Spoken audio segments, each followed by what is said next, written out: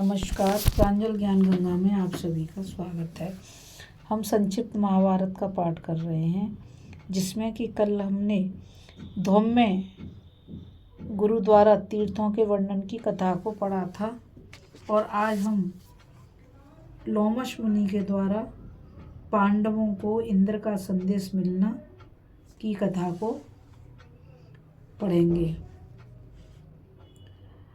और व्यास आदि का आगमन तथा पांडवों की तीर्थ यात्रा का प्रारंभ की कथा को पढ़ेंगे। तो चलिए कथा शुरू करते हैं, जो कि इस प्रकार है। वैशंपायन जी कहते हैं, जन्मेजय, युधिष्ठिर आदि सभी पांडव, ब्राह्मण, सेवक सबके सब लोमश मुनि की आप भगत में जुट गए। सेवा सत्कार हो जाने के पश्चात युधिष्ठिर ने पूछा कि भगवान, किस उद्देश्य से आपका शुभागमन हुआ है। लोमश मुनि ने प्रसन्नता के साथ प्रियवाणी से कहा, पांडुनंदन, मैं स्वच्छंद रूप से स्वेच्छानुसार सब लोगों में घूमता रहता हूँ। एक बार मैं इंद्रलोक जा पहुँचा। वहाँ मैंने देखा कि देव सभा में देवराज इंद्र के आधे सिंहासन पर तुम्हारे भाई अर्जुन बैठे हुए हैं। मुझे बड़ा आश्चर्य हुआ। देवराज इंद्र ने अर्जुन की ओर देखकर मुझसे कहा कि देवर्षि, तुम पांडवों के पास जाओ और उन्हें अर्जुन का कुशल मंगल सुनाओ। इसी से मैं तुम लोगों के पास यहाँ आया हूँ। मैं तुम लोगों से हित की बात कहता हूँ, तुम सावधान होकर सुनो। तुम लोगों की अनुमति लेकर अर्जुन जिस अस्त्र विद्या को प्राप्त करने के लिए गए थे, वह उन्होंने शिव जी से प्राप्त कर ली है। भगवान शंकर ने उस दिव्य अस्त्र को अमृत में से प्राप्त किया था।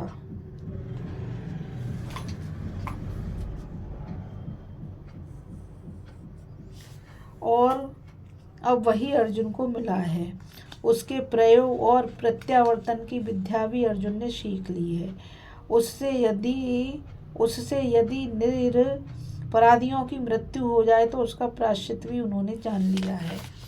उस अस्त्र से भस्म हुए बगीचों को वे पुनः हरा भरा कर सकते हैं। उस अस्त्र के निवारण का कोई उपाय नहीं है।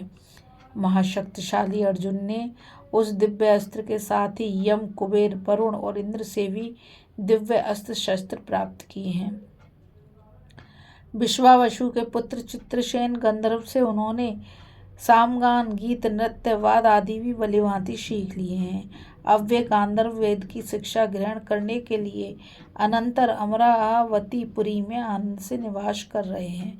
इंद्र ने तुमसे कहने के लिए यह संदेश कहा है, युधिष्ठिर, तुम्हारा भाई अस्त्र विद्या में निपुण हो गया है और अब उसे यहाँ निवातक कवच नामक असुरों को मारना है।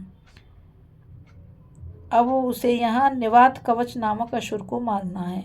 यह काम इतना कठिन है कि इसे बड़े बड़े देवता भी नहीं कर सकते। यह काम करके अर्जुन तुम्हारे पास चले आएंगे। तुम अपने भाइयों के साथ तपस्या करके आत्मबल का उपार्जन करो। तब से बढ़कर और कोई वस्तु नहीं है। तब से ही मनुष्य को मोक्ष आदि बड़े बड़े पदार्थों की प्राप्ति होती है। मैं कर्ण और अर्जुन दोनों को ही जानता हूँ। मैं जानता हूँ कि तुम्हारे मन में कर्ण की धाक बैठ गई है, परंतु मैं यह बात स्पष्ट कह देता हूँ कि कर्ण अर्जुन के 16वें हिस्से के बराबर भी नहीं है। तुम्हारे मन में तीर्थ यात्रा करने का जो संकल्प है, उसकी पूर्ति में लोमश ऋषि तुम्हारी सहायता करेंगे। इस प्रकार इंद्र का संदेश देकर लोमश ने कहा, युधिष्ठिर, उसी समय अर्जुन ने भी मुझसे कहा कि तपोधन, तुम धर्म के मर्मज्ञ एवं तपस्वी हो। तुम्हें राजधर्म अथवा मनुष्य धर्म का कोई भी पहलू छुपा नहीं है। इसलिए मेरे पूज्य भाई युधिष्ठिर को ऐसा उपदेश दीजिए कि वे धर्म की पूंजी इकट्ठी करें। आप पांडवों को तीर्थ यात्रा कराकर उनके पुण्य की वृद्धि करें। अतः तीर्थ और अर्जुन के प्रेरणा अनुसार मैं तुम्हारे साथ तीर्थ यात्रा करूँगा। मैंने पहले भी 2 बार तीर्थ यात्रा की है, अब मेरी यह तीसरी यात्रा होगी। युधिष्ठिर, तुम्हारी स्वभाव से ही धर्म में रुचि है। तुम धर्म के मर्मज्ञ एवं सत्य प्रतिज्ञ हो। तुम तीर्थ यात्रा के प्रभाव से समस्त आसक्तियों से छूटकर मुक्त हो जाओगे। जैसे राजा भगीरथ गए और याति जगत में यशस्वी और विजयी हो गए, वैसे ही तुम भी होगे। युधिष्ठिर ने कहा, महर्षि आपकी बात सुनकर मुझे बड़ा सुख मिला है। मुझे ये नहीं सूझता कि मैं आपको क्या उत्तर दूं। देवराज इंद्र जिसका स्मरण करें उससे अधिक भाग्यशाली और कौन होगा। जिसे आप जैसे सत्पुरुष का समागम प्राप्त हो, जिसके अर्जुन जैसा भाई हो और जिस पर देवराज इंद्र की कृपा हो, उसके भाग्यशाली होने में क्या संदेह है। देवराज इंद्र ने आपके द्वारा मुझे जो तीर्थ यात्रा करने का आदेश दिया है, उसके लिए तो मैंने पहले से ही आचार्य धूम्र के कथन अनुसार विचार कर रखा है। जब जब आपकी आज्ञा हो तभी मैं आपके साथ साथ तीर्थ यात्रा करने के लिए चलूँगा। मेरा तो ऐसा ही निश्चय है। आगे आपकी जैसी इच्छा। 3 रात तक काम्यक वन में निवास करने के पश्चात धर्मराज युधिष्ठिर ने तीर्थ यात्रा की तैयारी की। उस समय वनवासी ब्राह्मण उनके पास आकर बोले कि महाराज, आप लोमश मुनि और भाइयों के साथ पवित्र तीर्थों की यात्रा करने जा रहे हैं।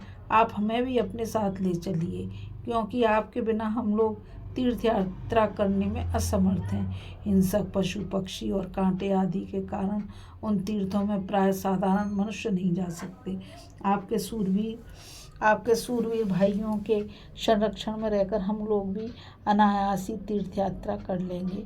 आपका ब्राह्मणों पर स्वाभाविक प्रेम है, इसलिए हम आपके साथ प्रवास आदि तीर्थ, महेंद्र पर्वत, गंगा आदि नदी एवं अक्षयवट आदि वृक्षों के दर्शन करके कृतार्थ होंगे। जब वनवासी ब्राह्मणों ने इस प्रकार सत्कार पूर्वक धर्मराज युधिष्ठिर से प्रार्थना की, तब वे आनंद के आंसुओं से नहा गए और बोले कि बहुत अच्छा, आप लोग भी चलिए। जब धर्मराज ने इस प्रकार लोमश मुनि एवं आचार्य धूम्र की सम्मति के अनुसार भाइयों और द्रौपदी के साथ तीर्थ यात्रा करने का विचार किया, उसी समय भगवान वेद व्यास, देवर्षि नारद एवं पर्वत मुनि पांडवों की सुधि लेने के लिए काम्यक वन में आए। युधिष्ठिर ने सबकी शास्त्रोक्त विधि से पूजा की। उन्होंने कहा, शारीरिक बुद्धि और मानसिक शुद्धि दोनों की ही आवश्यकता है। मन की शुद्धि ही पूर्ण शुद्धि है। इसलिए अब तुम लोग किसी के प्रति देश बुद्धि न रखकर सबके प्रति मित्र बुद्धि रखो। इससे तुम्हारी मानसिक शुद्धि हो जाएगी। जब तीर्थ यात्रा करो। ऋषियों की आवाज़ सुनकर द्रौपदी और पांडवों ने प्रतिज्ञा की कि हम ऐसा ही करेंगे। अब दिव्य एवं मानव मुनियों ने स्वस्ति वाचन किया। पांडव और द्रौपदी ने सब ऋषि मुनियों के चरण छुए।